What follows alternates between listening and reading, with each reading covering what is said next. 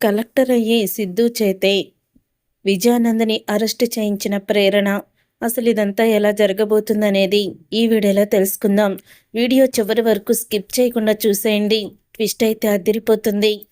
11 గంటల్లో పరిష్కారం. అష్టమంగళ కాలజ్ఞాన జ్యోతిషపీఠం కల్కుట్టి పంజులి భూతరాయ ఆరాధకులు రాఘవేంద్ర గురూజీ. 3 గంటల్లో స్త్రీ పురుష వశీకరణ చేయగల స్పెషలిస్ట్. భార్యాభర్తల మధ్య గొడవలు, కోర్టు కేసు, భూమి సమస్యలు, వ్యాపార సమస్యలు, ఇచ్చిన డబ్బులు తిరిగి రాలేదంటే అన్ని సమస్యలకి 11 గంటల్లో పరిష్కారం. నమ్మకంతో ఫోన్ చేయండి, పరిష్కారం పొందండి. Phone number 9108079552. పేపర్లో ప్రేరణ సిద్ధు పెళ్లి గురించి వేయించింది రాజశేఖరేనని సిద్ధు అయితే తెలుసుకొని అడుగుతూ ఉంటాడు. ఎందుకు ఇలా చేశారు, పేపర్లో మా గురించి ఎందుకు వేయించారు అని అడుగుతూ ఉంటాడు. అప్పుడే ఇక రాజశేఖర్ మాట్లాడుతూ ఉండగా ఇక ఘన అయితే వచ్చేసి, ఓహో ఇదంతా నువ్వే చేసావా, అసలు నీకెందుకు నాన్న ఇవన్నీ, వాళ్ళెవరికో నువ్వు ఇలాగ పేపర్లో వేయాల్సిన అవసరం ఏంటి, ఎందుకు చేసావు ఇదంతా అని నిలదీస్తూ ఉంటాడు ఘన అయితే. అప్పుడే ఇక రాజశేఖర్ అయితే, ప్రేరణ నా కూతురు కాబట్టే చేశాను, తనకి ఈ రకంగా అన్న సహాయం చేద్దామనే చేశాను అని షాక్ ఇస్తాడు ఘనాకి. అప్పుడే ఇక ప్రేరణని నేను భార్యగా అనుకుంటేనే కదా మీరు నా పెళ్లి గురించి పేపర్లో వేయించడానికి, తను ఎప్పుడైతే మా అమ్మని బాధ పెట్టే మాటలందో అప్పుడే నేను తన మీద కోపాన్ని పెంచుకున్నాను అని అంటూ ఉంటాడు సిద్ధు అయితే.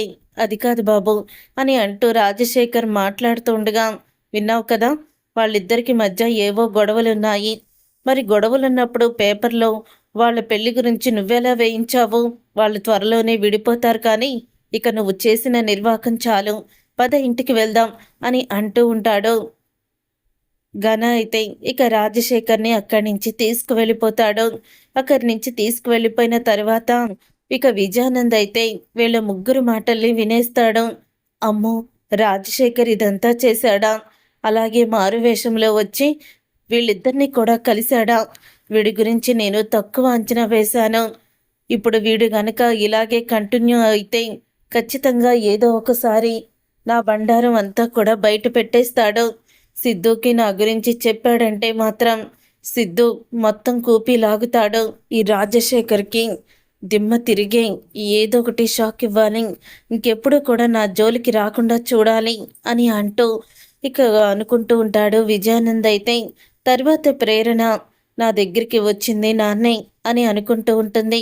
అప్పుడే ఇక సిద్ధుతో మా నాన్నే కదా మారువేషంలో వచ్చింది అని అడుగుతూ ఉంటుంది. అవును మీ నాన్నే వచ్చాడు, కూతురుగా నలుగురు ముందు మిమ్మల్ని ఒప్పుకోలేనివాడు ఇప్పుడు మాత్రం ప్రేమని చూపించడానికి వచ్చాడు అని అంటూ ఉంటాడు సిద్ధు అయితే.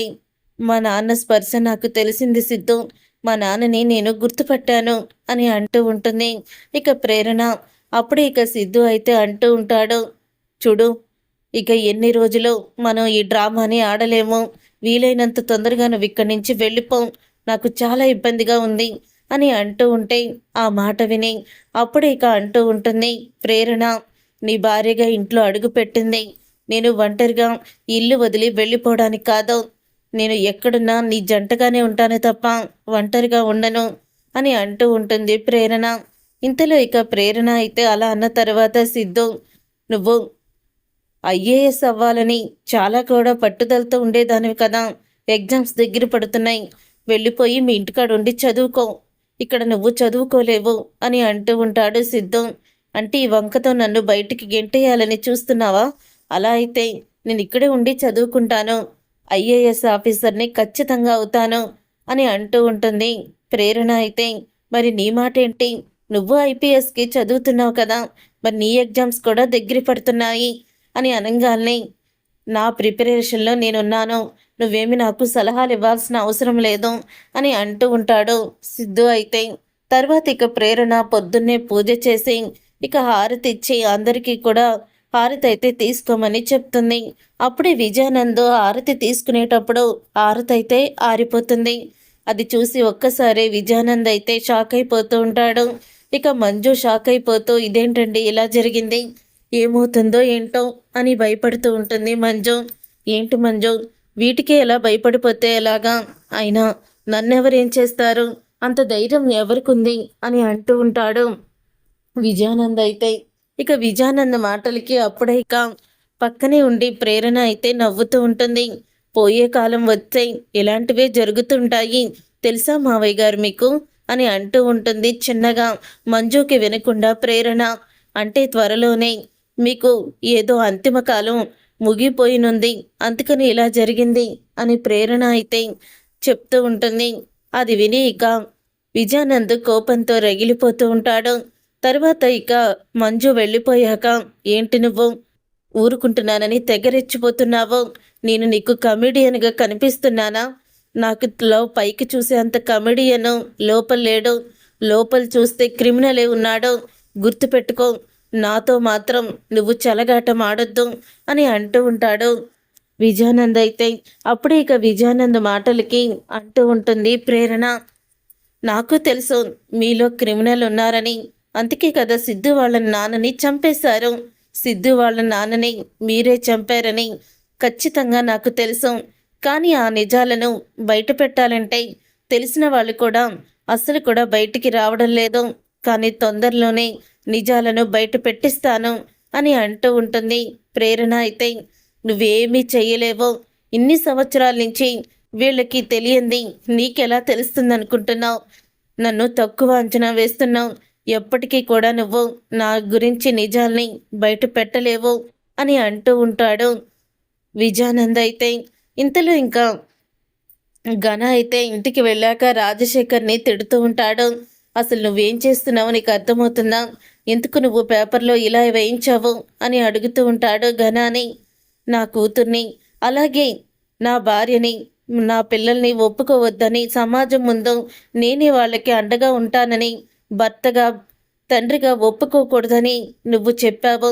ఒకవేళ ఇదే జరిగితే వాళ్ళ ముగ్గురిని చంపేస్తానన్నావు అని అంటూ ఉంటాడు రాజశేఖర్ అయితే. అందుకని నా కూతురికి తండ్రిగా ఏదైనా చెయ్యాలంటే ఎలాంటి అవకాశం తప్ప నాకే అవకాశం లేదు. నా కూతురు అల్లుడు ఎందుకు దూరంగా ఉంటున్నారో తెలుసుకోవాలనే వెళ్ళాను అని అంటూ ఉంటే, తెలిసిందిగా ఆ సిద్ధుగాడు నీ కూతుర్ని ఎంత అసహించుకుంటున్నాడో. ఖచ్చితంగా వాళ్ళిద్దరూ విడిపోతారు అని అంటూ ఉంటాడు ఘన అయితే. విడిపోరు, వాళ్ళిద్దరూ కూడా కలిసిమెలిసి ఉంటారు. ఖచ్చితంగా మన ముందుకి వస్తారు అని అంటూ ఉంటాడు రాజశేఖర్ అయితే. అప్పుడే ఇక ఈశ్వరి అయితే, ఏంట్రా రోజు రోజుకి ఈయన గారి కూతుళ్ళో ఎక్కువగా ధైర్యం ఎక్కువైపోతుంది. ఇద్దరు మాటలు కోటలు దాటేస్తున్నాయి. అది అంతే, ప్రేరణ 2.0 అంటూ రెచ్చిపోయింది వీడియోలో. ఈయన అలాగే రెచ్చిపోతున్నాడు. మొన్నటి వరకు సైలెంట్గా ఉన్న ఇతనికి ఇప్పటికిప్పుడు ధైర్యం ఎక్కడి నుంచి వచ్చింది అని అడుగుతూ ఉంటుంది ఈశ్వరి అయితే. ఏముందమ్మా, ఏదో ఒకటి జరిగే వరకు ఇంతే. ఏదోటి జరిగితే వాళ్ళకి అప్పుడు బుద్ధి వస్తుంది అని అంటూ ఉంటాడు గణ అయితే. వాళ్ళని ఏదోటి చెయ్యాలరా అని అంటూ ఉంటే, ఇప్పుడేమీ చేయలేమమ్మా. ఇప్పుడు అదేమో ప్రేరణ సిద్ధు వాళ్ళ ఇంట్లో ఉంది, వీళ్ళేమో రంజిత్ వాళ్ళ ఇంట్లో ఉన్నారు. ఇద్దరూ కూడా మనల్ని మోసం చేసేవాళ్ళే, మనతో ఆడుకునే వాళ్ళే. అలాంటి వాళ్ళతో ఇప్పుడు పెట్టుకోలేము అని అంటూ ఉంటాడు ఘన అయితే. తర్వాత ఇంకా ఎగ్జామ్స్ అయితే రాయడానికి సిద్ధు ప్రేరణ ఇద్దరు కూడా బయలుదేరుతారు. అప్పుడే విజయానంద్ అయితే, సిద్ధు ఇద్దరు ఎక్కడికి వెళ్తున్నారో తెలుసుకోవచ్చా అని అడుగుతూ ఉంటాడు విజయానంద్. ఎక్కడికి వెళ్తున్నామో నీకు చెప్పాల్సిన అవసరం లేదు అని అంటూ ఉంటాడు సిద్ధు. రే, ఎందుకు అలా మాట్లాడుతున్నావో నీకు ముందు నుంచి చెప్తూనే ఉన్నాను. ఆయనతో అలా మాట్లాడితే నా మనసు ఎంత బాధపడుతుంది అని అంటూ ఉంటుంది మంజు. విన్నావా సిద్ధు, అత్తయ్య గారు బాధపడుతున్నారు. మావయ్య గారితో అలా మాట్లాడొద్దు. అత్తయ్య గారు బాధ పెట్టే విషయం నువ్వేమీ చెయ్యవు కదా అని అంటూ దెప్పి పొడుస్తూ ఉంటుంది ప్రేరణ అయితే. ఏం లేదు అత్తయ్య, మేము చదువుకున్నాం కదా, ఎగ్జామ్స్ రాయడానికి వెళ్తున్నాము అని అంటూ ఉంటే, ఓహో ఎగ్జామ్స్ రాసేసి ఐపీఎస్ ఐఏఎస్ కలెక్టర్ అయిపోదామని, అది మీ వల్ల కాదులే. ఇప్పటి వరకు పుస్తకం తీసినట్టే కనిపించలేదు, మీరు పాస్ అవుతారా? నాకైతే నమ్మకం లేదు అని అంటూ ఉంటాడు విజయానంద్. ఎవరి నమ్మకం వాళ్ళది మావయ్య గారు. చూడండి మేము ఎలాగా పాస్ అయ్యి ఇంటికి తిరిగి వస్తాము అని అంటూ ఉంటుంది ప్రేరణ. తర్వాత ప్రేరణ అలాగే సిద్ధు ఇద్దరు ఎగ్జామ్ రాయడానికి వెళ్తూ ఉంటే, కొంతమంది రౌడీలకి ఫోన్ చేసి విజయానంద్ అయితే వాళ్ళు ఎగ్జామ్ రాయడానికి వీల్లేదు అని అంటూ ఉంటాడు. అప్పుడే ఇక ఆ మాట విని, రే సిద్ధు, ప్రేరణ, మీరిద్దరూ వెనక్కి తిరిగొస్తారనుకుంటున్నారా? వెనక్కి మీరిద్దరూ కూడా తిరిగి రారు అని అంటూ ఉంటాడు విజయానంద్. అయితే ఇక విజయానంద్ అలా అని రౌడీలను పంపిస్తాడు. కానీ ప్రేరణ, సిద్ధు ఇద్దరు వాళ్ళ బైక్ చెడిపోవడంతో వేరే బైక్ మీద ఇక వాళ్ళైతే ఇద్దరు కూడా ఎగ్జామ్ హాల్కి అయితే వెళ్తారు.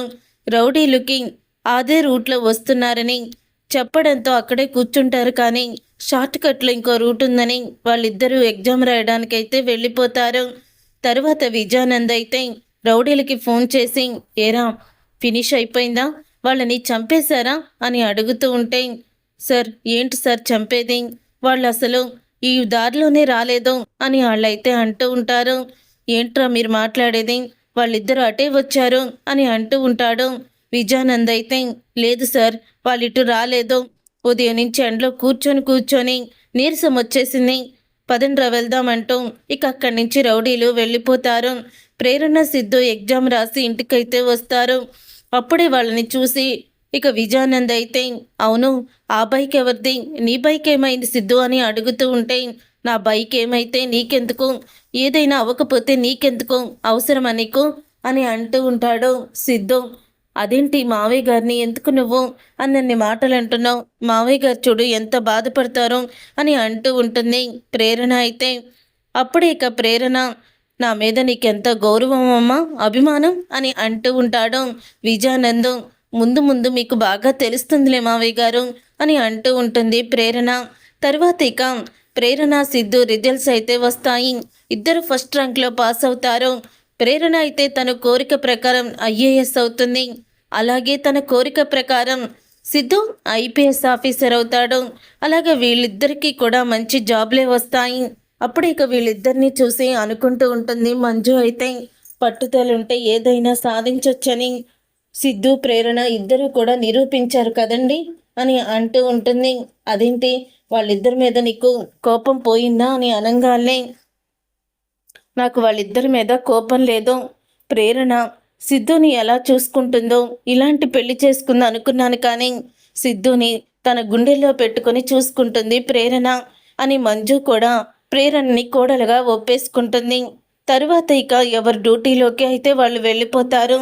ఇక కలెక్టర్ అయిందని తెలుసుకొని ప్రేరణ, ఘన అయితే షాక్ అయిపోతూ ఉంటాడు.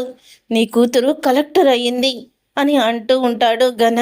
అప్పుడే కలెక్టర్ అయ్యి అక్కడికి వస్తుంది ప్రేరణ. అయితే ఘన ఇంటికి ఇక కలెక్టర్గా వచ్చిన ప్రేరణని, ఎందుకు వచ్చారు అడుగొచ్చా కలెక్టర్ గారు అని అంటూ ఉంటాడు ఘన. ఇక్కడ కొంతమంది నేను ఇదే స్థాయిలో ఉండాలని ఒకప్పుడు కోరుకొని తన కష్టార్జితంతో నన్ను చదివించారు, వాళ్ళకి నేను ఇలాగ అయ్యానని చూపించడానికి వచ్చాను ఇక్కడికి అని అంటూ ఉంటుంది.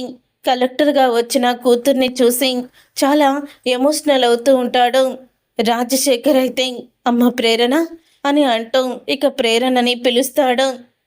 ఇప్పుడు నాకు కొండంత అండగా నువ్వు ఉన్నావు పెద్దోడా, పద వెళ్దాం అని అంటూ ఉంటాడు రాజశేఖర్. అయితే ఇక ఆ మాట విని ఒక్కసారే ఘన, ఏయ్ ఎక్కడికి వెళ్ళేది నువ్వు అని అనగానే అప్పుడే రాజశేఖర్ ఘన చెంప పగలగొట్టి, నా కూతురు వచ్చింది, నా కూతురుతో నేను వెళ్తున్నాను, నా కూతురు ఇప్పుడు కలెక్టర్, ఏమన్నా చేయగలవా నువ్వు, ఏమీ చేయలేవు, అదిరా ఆడపిల్లైనా అనుకున్నది సాధించింది, నువ్వు ఎదుటి వాళ్ళ నాశనాన్ని కోరుకుంటూ నువ్వు కూడా నాశనం అయిపోయావు, కర్మ అనేది వదిలిపెట్టదు కదా, ఎప్పటికైనా కర్మని అనుభవించి తీరాల్సిందే అని అంటూ ఉంటాడు రాజశేఖర్. అయితే అప్పుడే ఇక రాజశేఖర్ మాటలకి ఘన కోపంతో రగిలిపోతూ, నువ్వేమన్నా పర్వాలేదు, నువ్వు వాళ్ళతో మాత్రం వెళ్ళడానికి వీల్లేదు అని అంటూ ఉంటాడు.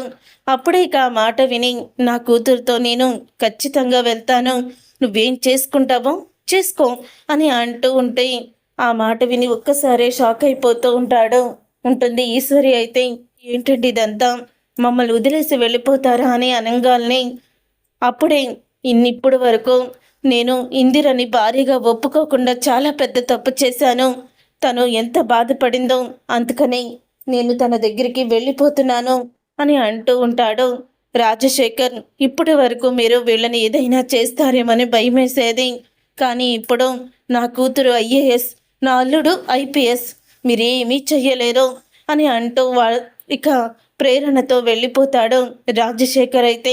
ఇక ప్రేరణతో వెళ్ళిపోయిన తర్వాత రాజశేఖర్ అయితే విజయానంద్ గురించి నిజాలను ప్రేరణ ముందు బయట పెడతాడు. ఇక ప్రేరణ అయితే తన తండ్రిని చంపాడని ఇప్పటి వరకు విజయానంద్ మీద సిద్ధు చాలా కోపంగా ఉన్నాడు. సిద్ధు చేతే విజయానందని అరెస్ట్ చేయిస్తాను అని అనుకుంటూ ఉంటుంది. ఇక ప్రేరణ అయితే తను అనుకున్న తరువాత కేసు ఇన్వెస్టిగేషన్ అయితే మొదలు పెట్టేస్తుంది. కేసు ఇన్వెస్టిగేషన్ మొదలుపెట్టి అంటూ ఉంటుంది. ఇక ప్రేరణ అయితే ఇంటికి పోలీసుల్ని పంపిస్తుంది. మేము శరత్ గారి కేసుని మళ్ళీ రీఓపెనింగ్ చేశాము. మళ్ళీ మొత్తం కూడా శరత్ గారిని ఎవరు చంపారో, తనది యాక్సిడెంటో మొత్తం కూడా మేము మళ్ళీ ఆ కేసుని తిరగతోడుతున్నాము అని మంజుతో చెప్తారు. ఇక మంజు అయితే ఇదంతా ఎవరు చేయమన్నారు అని అడుగుతూ ఉంటే, నేనే అత్తయ్య, మావయ్య గారు ఎందుకు చనిపోయారో ఖచ్చితంగా నిజాలు తెలియాలి అని అంటూ ఉంటుంది. ఎప్పుడో జరిగిన దానికి నువ్వు ఇప్పుడెందుకమ్మా ఇలా రియాక్ట్ అవుతున్నావని అడుగుతూ ఉంటాడు విజయానంద్ అయితే. ఎందుకో ముందు ముందు మీకే తెలుస్తుంది మావయ్య అని అంటూ ఉంటుంది ప్రేరణ.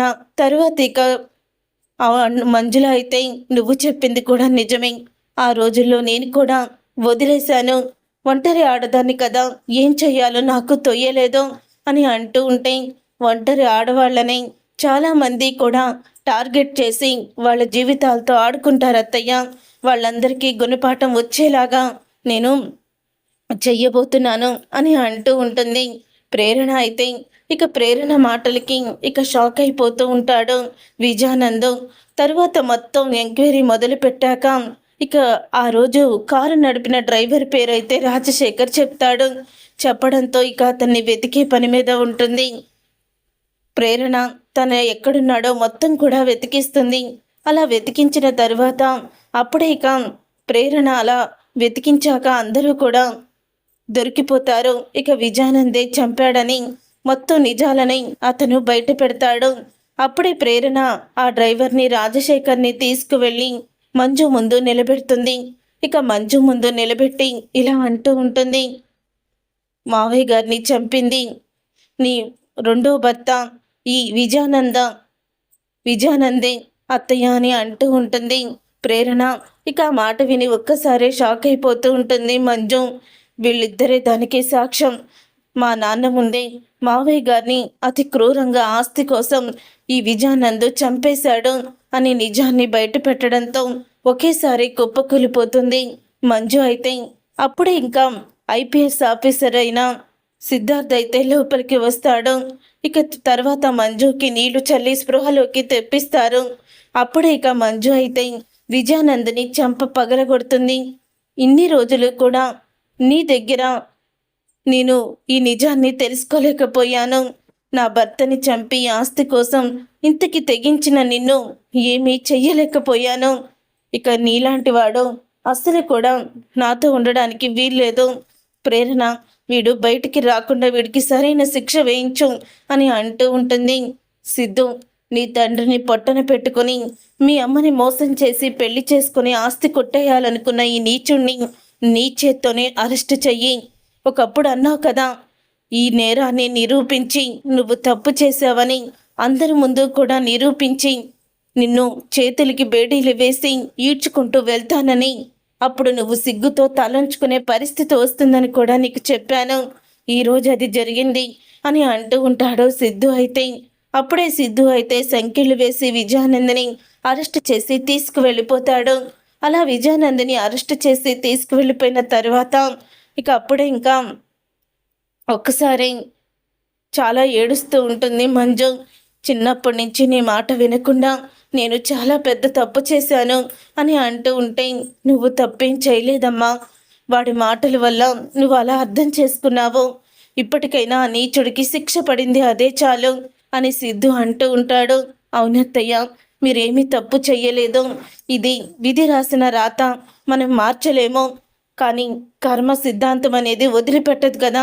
వాడు చేసిన కర్మే వాడికి శాపంలా మారి తగిలింది అని అంటూ ఉంటే ఆ మాట విని ఇక ఎంతో బాధపడుతూ ఉంటుంది మంజు. చూసారుగా ఫ్రెండ్స్, రాబోయే కథలో ఖచ్చితంగా ఇలాగే జరగబోతుంది. మరి ఇలాగే జరగాలని మీరైతే కోరుకుంటున్నారా? అయితే వీడియోని తప్పకుండా లైక్ చేయండి. మీరు చేసే ఒక్క లైక్ మాకు ఎంతో సపోర్ట్ని, మోటివేషన్ ఇస్తుంది.